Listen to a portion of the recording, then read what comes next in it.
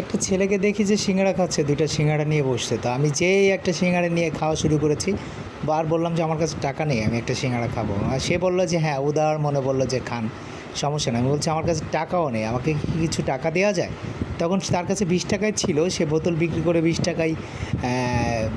নিয়ে আসছে সিঙ্গাড়া খাওয়ার জন্য। তো ৳20 নিয়ে যখন সিঙ্গাড়া খেতে আসছে, তখন আমি বললাম, "তুমি ৳20 আমাকে দাও, আমার কাছে কোনো টাকা নেই, আমি খুব ক্ষুধার্ত। তুমি কী করো? টাকা পেলে কোথায়?" তা বলল যে, "4টা বোতল বিক্রি করেছি, ৳20 দিয়েছে। সে ৳20 নিয়ে খিদা লেগেছিল, তাই সিঙ্গাড়া খেতে আসছি।" তো আমি বললাম, "তো এই ৳20 তুমি আমাকে দাও।"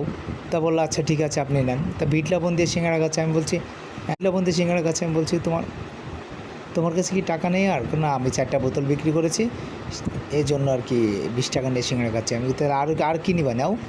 পরে সে বলল যে, "না, আমি আর কিছু নিব না, আমার কাছে আর কিছু লাগবে না।" তার উদারতা দেখে আমার খুব ভালো লেগেছে।